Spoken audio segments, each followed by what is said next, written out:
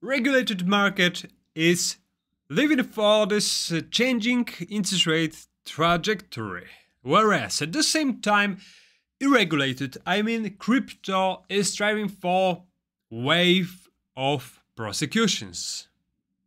But will it go about stamping down the regulation, the innovation, and destroying crypto reputation at all?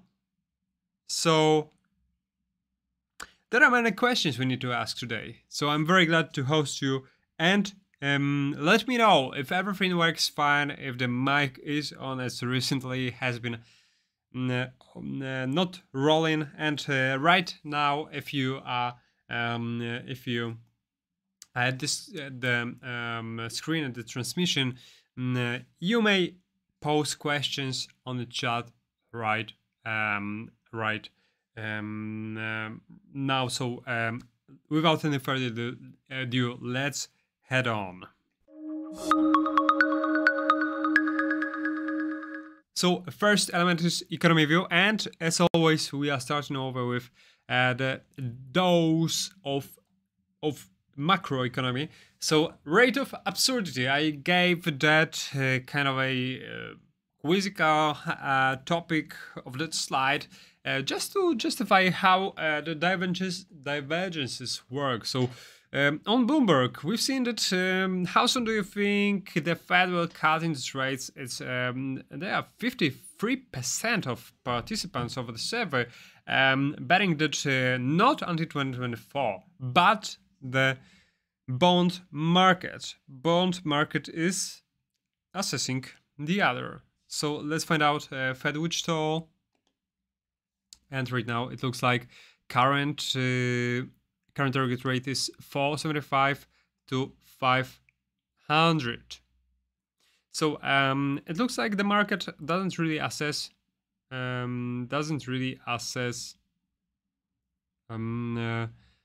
much more of a hikes, as by May this 475-500 should be achieved with 93% of probability, and right after there will be a pivot. That will be a pivot, and that's what market is betting for. But for me, it's definitely too early. But if I need to bet merely on those bond market bets and this retails, I would definitely stick to those that are smart money, and I will follow the bonds. So the bonds market also, if we just if we may open it in another tab, we may find that it's also kind of a converged with that Fed Watch tool. So that's kind of a stupidity among any elements, as we kind of find that if history is any guidance, there were not many times in the past where those interest rate hikes has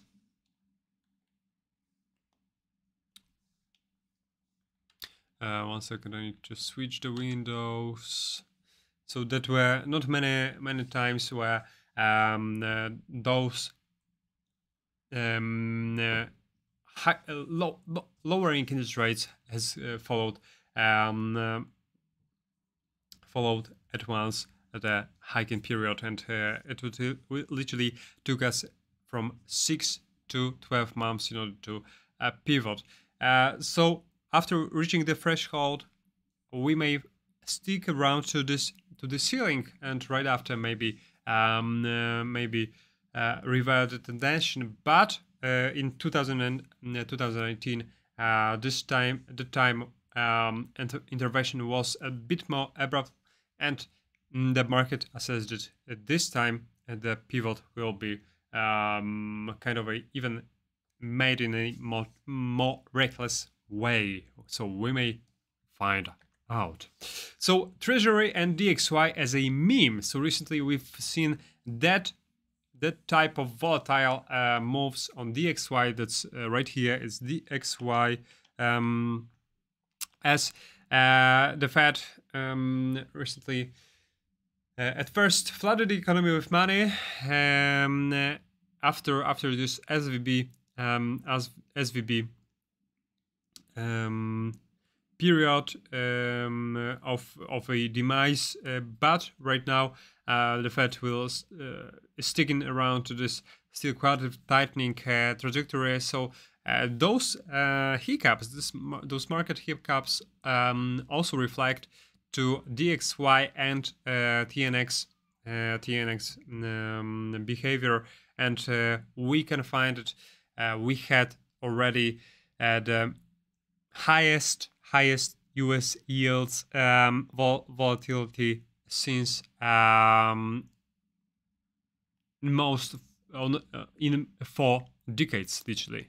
So that was a very roller coastering time, and that's something that if you had to catch up to the market this or previous year or 2021, yes, it's nothing really outstanding, as we had such volatility upon recent 3 years, but it's rather in a recent 50 years of a history, it's a real anomaly rather than something normal. So eventually we may go through a turbulent time right now with bailouts, printing more printing, plunge protections, and so on and so forth. But we shouldn't really get used to it, as the market doesn't always look like that. It's absolutely craziness right now. So the question is, what may deteriorate the outlook for the markets? Is that earnings conundrum? So with this weaker credit availability, with this deteriorating outlook on the economy, this eventuality of lending money by those risky companies is dropping. That's why this correction on earnings should take place. But right now, as we do know, and find at this exactly charted S&P earnings per share right now has achieved a slightly lower level than the mean of this horizontal channel. So it means it's not very bad. It's right now correction after this absolutely outstanding time of economy stimulated by Fed and other central banks. So 6.75% is the one that where we should find a stabilization, at least after the type of curve trajectory being set recently.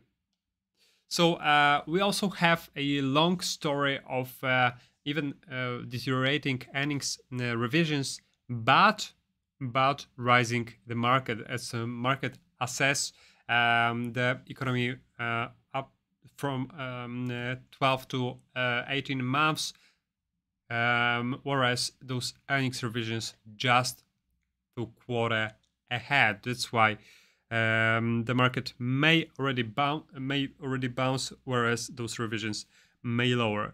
The question is, what if those revisions may prolong?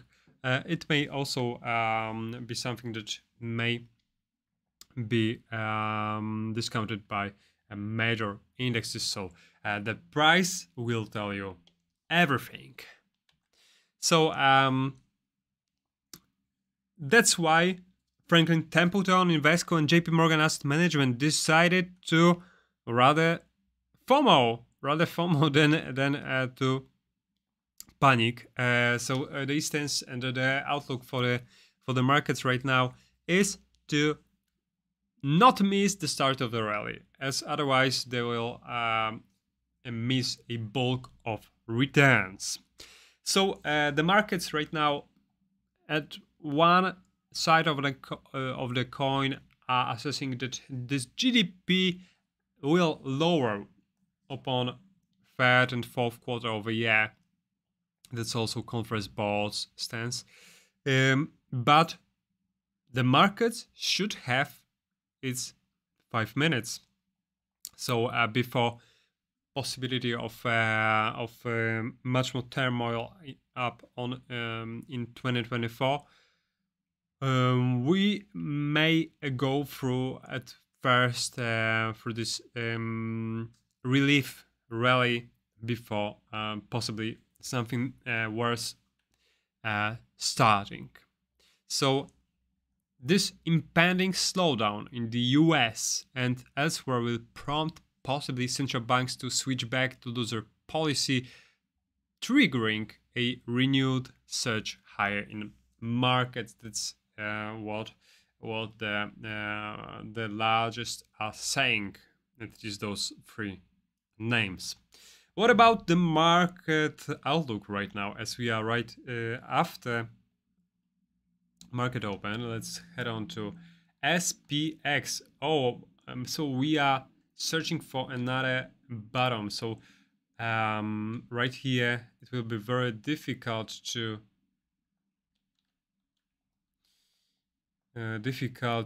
find it right now after such of a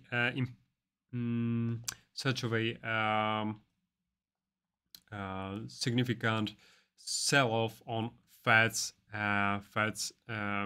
interest rate meeting. So we are right now after correcting that candle, searching for new lag lows, and as we do know, we have liquidity right at the 39, possibly right below the 3900s level. But the most important area for me is the one that may be played out when we just get to 38.5. So SPX right now is the index that showing a little of weakness, but as a reminder, we shouldn't get any time lower than 37.6, at least within the next 2 weeks. Otherwise, there will be kind of a sell-off, kind of a panic on the market, and this size of a spookiness should possibly maintain for longer. So that's what I expect, that type of support, especially with the type of lots of buying orders being generated within this congestion zone, it will eventually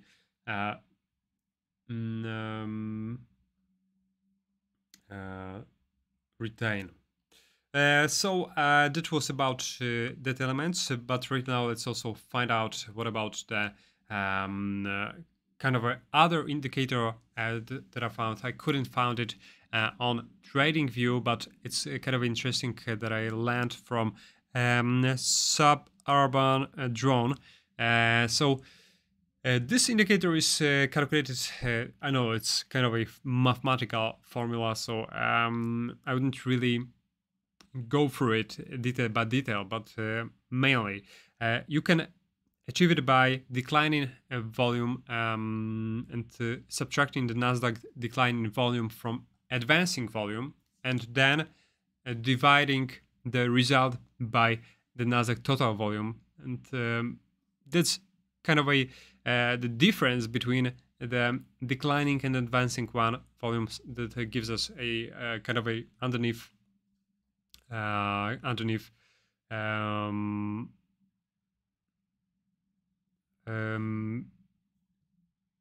outcome of what's going on the volume side of the market, and this one is showing that there is a striking resemblance to the period when we had in the fourth quarter of 2022, 2021, sorry, right before that market sell-off. May it repeat? We can find that also we had similar path been marked on September of 23, right before that final leg down back in October. So that's about Nasdaq. What you think about it? You may post your thoughts right down in the comments, and alongside sentiment on SPX within next 3 months is rather bullish than bearish, but those this predominance is not very remarkable. In terms of crypto outlook, let's head on to next element, and atomic bomb from the SEC. So Gary Gensler that has been warning the firms of crypto world right now as bringing its few cents, and will eventually discuss the possibility of trading those shitcoins, I mean those less known alternative coins on regulated exchanges. So the initial stance is that many of them, even up to 95% of them, are the securities. So if that will come true, we'll have a kind of a real pain in the neck of the whole this innovative sector. But I do expect that won't happen. That won't happen as they don't wanna stamp down the innovation. But on the other hand, that wave of prosecutions, Doc Won, yes, he was wanted by Interpol, South Korean, Singaporean, and US authorities, as he was the lead of this pyramid terror scheme. And Justin Sun, that recently been alleged for bounty programs and airdrops, also for manipulating the price of Tron, as we all do know, when the whole of the market, the breadth of the market has been going in one way, the Tron was the other, without any specific reason. And also influencers prosecutions, among them was this week Lindsay Lohan, the singer. That might be the real strong move against cryptocurrency in order to I would say dismiss the whole sector, in order to inject CBDC into a structure. Otherwise, it will be a kind of a large turn to cryptocurrencies if the were of a bearish sentiment right now, putting up that very bad sentimentally opinions and verdicts may eventually push off many potentially interested customers into from this sector. What about the Arbitrum that's right now as debuting on exchanges? So Arbitrum is distributing the tokens to eligible users as it aims to make the ecosystem more decentralized than other Ethereum scaling chains. So the Arbitrum gives us a chance of using Ethereum structure, using its smart contracts and other things, other possibilities, without necessity of sending the tokens throughout the blockchain that very often is clogged. And this time, with Arbitrum being renowned as the one of the most significant player on that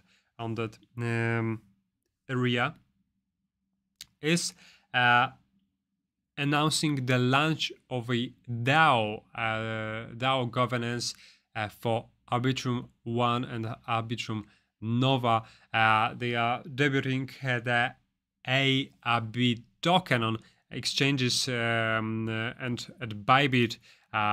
After initial spike of interest, the token started trading for $77.5, then dropped to 1.5 within a minute.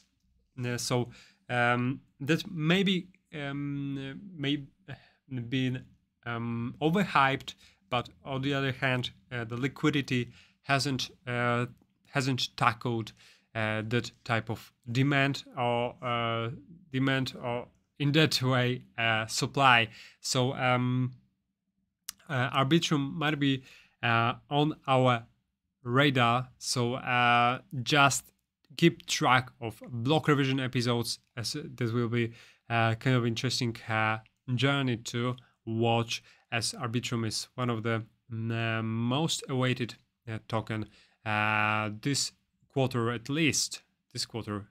So many of those that has collected that airdrop already has dumped the tokens, but 75% of eligible wallets still haven't claimed their coins. So also on the one hand, it's a high quality product that crypto is really astounded with, but as we would know, on the other hand, this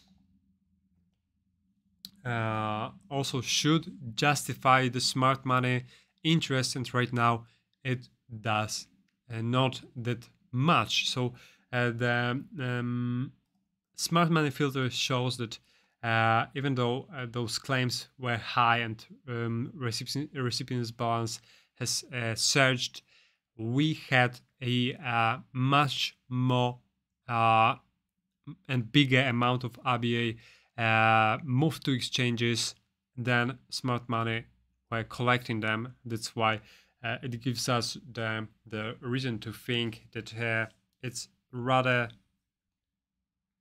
a retail dump that might be collected by smart money right after this price has fallen. So smart money right now is in a majority of a collectors, and that I guess wouldn't change anytime soon, and they're just waiting for the tokens getting dumped even further, just to grab them in the bulk. All right, so that was about crypto. Right now, let's get to market mover section, and for this one, I need you to switch to economic calendar on Thursday. Let's head on to Thursday at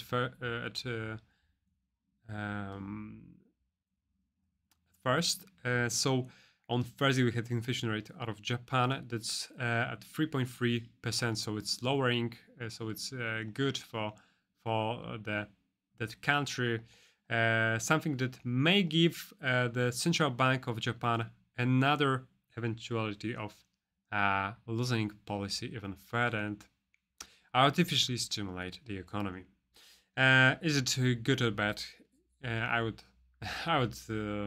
leave it to you to assess.